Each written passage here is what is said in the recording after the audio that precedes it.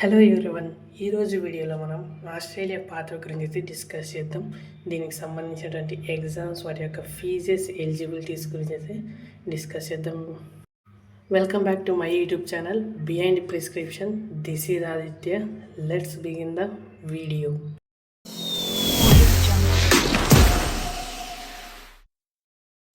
So first వచ్చేసి IELTS exam. ఈ exam యొక్క మెయిన్ పర్పస్ వచ్చేసి ఇంగ్లీష్ యొక్క కమ్యూనికేషన్ స్కిల్స్, రీడింగ్ స్కిల్స్ అయితే టెస్ట్ చేయడం.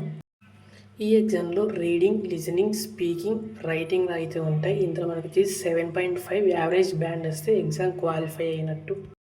ఈ ఎగ్జామ్ ఫీజ్ అప్రాక్సిమేట్గా 18,000 అయితే ఉంటుంది. ఈ సర్టిఫికేట్ 2 years వ్యాలిడిటీ ఉంటుంది. ఇది వచ్చేసి కంప్యూటర్ బేస్డ్ ఎగ్జామ్ అనమాట. నెక్స్ట్ ఆస్ట్రేలియన్ అసెస్మెంట్లు అయితే అంటే రిజిస్ట్రేషన్ చేయాల్సి ఉంటుంది. సో ఇక్కడ వచ్చేసి మన డిగ్రీస్ అయితే వెరిఫికేషన్ చేస్తారు. లైక్ మన ఫార్మసీ డిగ్రీ, పాస్పోర్ట్ కానీ అకాడమిక్ ట్రాన్స్ఫర్ అయితే వెరిఫికేషన్ చేసి ఓప్రా ఎగ్జామ్కి ఎలిజిబిలిటీస్ అయితే ఇవ్వడం జరుగుతుంది. ఈ ఎలిజిబిలిటీకి అప్రాక్సిమేట్గా 45,000 నుంచి 55,000 వరకు అయితే ఫీ ఉంటుంది. వన్స్ ఎలిజిబిలిటీ అప్రూవ్ అయిన తర్వాత ఓప్రా ఎగ్జామ్ అయితే రాయాల్సి ఉంటుంది. ఈ ఎగ్జామ్ వచ్చేసి overseas pharmacist readiness assessment.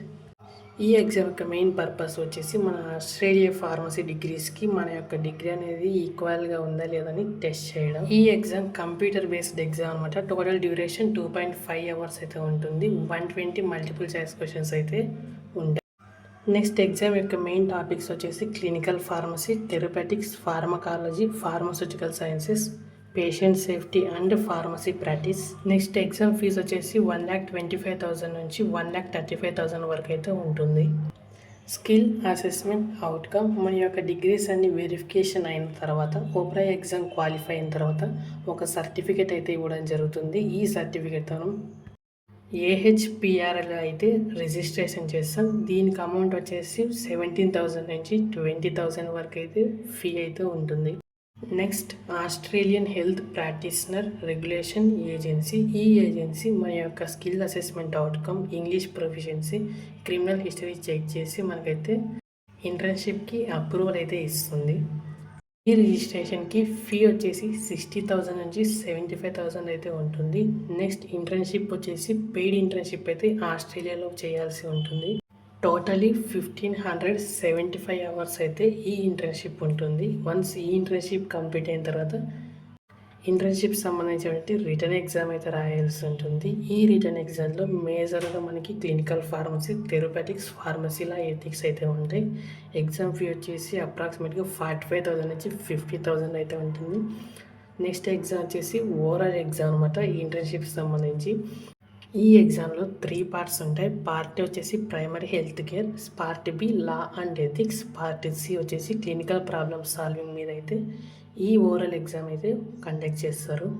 So overall exam యొక్క ఫీజు వచ్చేసి 45,000 నుంచి 50,000 ఉంటుంది. వన్స్ రిజిస్టర్డ్ ఫార్మసిస్ట్ అయిన తర్వాత community pharmacy, hospital pharmacy, clinical pharmacy, aged care pharmacy and regulatory industrial pharmacy అయితే చేయొచ్చు. సో శాలరీ వచ్చేసి 45 lakhs నుంచి 65 lakhs వరకు ఉంటుంది. ఎక్స్పీరియన్స్ ఇది 70 lakhs వరకు అయితే ఇంక్రీజ్ అవుతుంది. సో నెక్స్ట్ ఈ యొక్క ఎగ్జామ్ వెబ్సైట్స్ వచ్చేసి ఫార్మసీ బోర్డ్ ఆఫ్ ఆస్ట్రేలియా. ఈ వెబ్సైట్లో మేజర్గా ఏపీసీ అసెస్మెంట్ అయితే చేస్తాం. నెక్స్ట్ ఆస్ట్రేలియన్ ఫార్మసీ కౌన్సిల్లో ఓప్రా ఎగ్జామ్కి అయితే రిజిస్ట్రేషన్ చేస్తాం. సో నెక్స్ట్ AHPRA వెబ్సైట్లో అయితే మనం ఇంటర్న్షిప్ యొక్క ఎలిజిబిలిటీ కోసం అయితే అప్లై చేయడం జరుగుతుంది. ఈ ఎగ్జామ్స్ ఇండియాలో అయితే రాయొచ్చు, like opera exam and IELTS exam. ఈ ఎగ్జామ్స్ వచ్చేసి పియర్సన్ VUE సెంటర్స్లో అయితే కండక్ట్ చేస్తారు. మేజర్గా చెన్నై, హైదరాబాద్, బెంగళూరు, ఢిల్లీ, ముంబైలో అయితే ఈ ఎగ్జామ్ సెంటర్స్ అయితే ఉన్నాయి. సో నెక్స్ట్ వీడియోలో మనం ఫార్మసీ కాలేజెస్ యొక్క రియాలిటీ గురించి అయితే డిస్కస్ చేద్దాం. That's it for today. Thanks for watching. So please like, share and subscribe to my YouTube channel Behind Prescription 46.